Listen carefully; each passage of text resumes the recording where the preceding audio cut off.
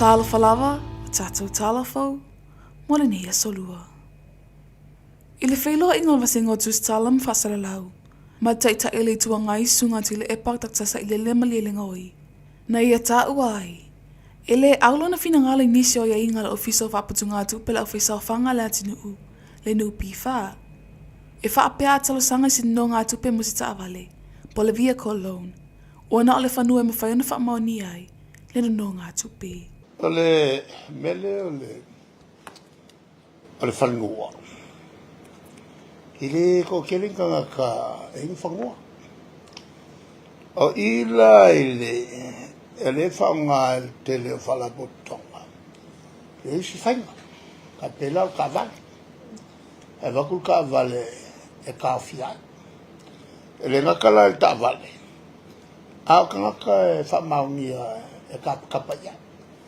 O le vaingalonga lua ngā i mupisa. Al vaingalonga kono.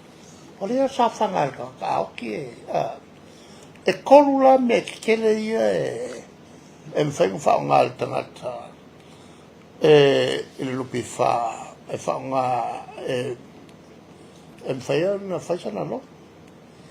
Ao o le kaka lea ua kai whongo. Sa pule mo muai foi.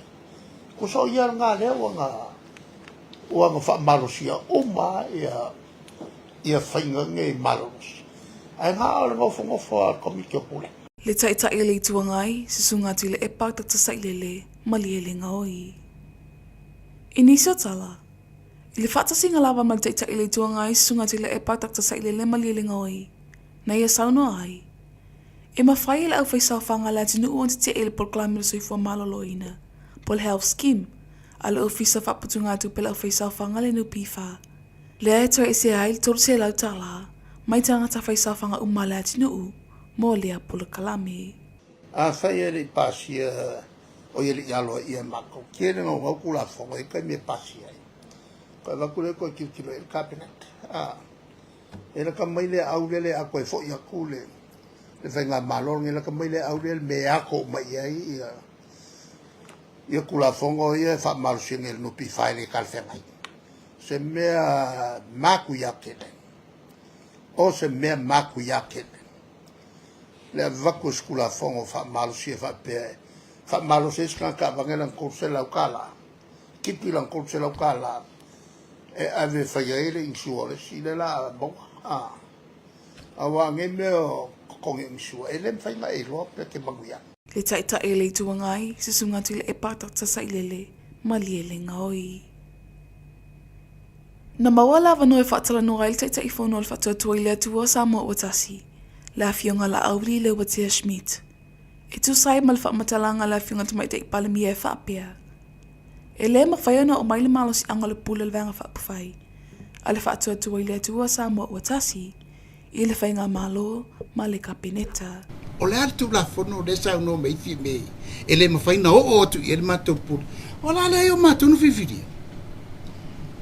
ana le ai le ma to vo tele sa fo fai o fe la le tu la fono le fa mai o la sa fo fai minority o le fesi di ton na le tate na na tu di ya pu la me fengo fiang fe mai le o tu ma to fa fe na le le pu le parlement le majority parlement e bes alela la lafi la tato o la fa peto to watanga teto verka peneta o le malo na o la tu la fono le sa no mai par mia ele ya tu mato ia le la tu mata manga ne ta lo fai wa ai ulu tu na ita isi wa mbawa ula foti o ile malo si anga na sa fa ia o ina fa palemia e falling a mai so no anga la auli e mautulo na taofi ele fese falelinga mala fiunga te mai tai palmia mal kapineta e ui le fina mai le tuangai e te fo e faise falelinga ma fa umale paya inga o ia nei wa mai tau ina ni se te mama tina matitua wa fa mani e le citizeni mo New Zealand o la tau lo anga va ai inga o tau sanga fa nau ile fa mani anga le malo o le fa mani anga ona ila tau le va tau sanga a feiva se la luas fun malfa ile a feiva se lau fast fun maliva o le tau sanga nan te aneina a mata fa anga solo ile nei tūlanga ma se tala fia fo ini se te mama tina matitua ila tinu Le mawai o lea wha manuianga, a wala vaso e ngā manuia, o a inga i atinu mamau. I tala muli, o lo whaatali le atinu ule teimi whalau i loa i se whaia o ngā whawale awale manu Samoa. Le ana whisilingi a elfi na ngalo te whono, le sisunga tu le epa takta sa ile le malielinga hoi. Sau no tu le epa, o le whai unga o lo whaatali le vaenga, o lo whaatinoa whaatala noanga. O le tuetau sa ilia i se whaia o ngā ulo le aula kapia le atinu.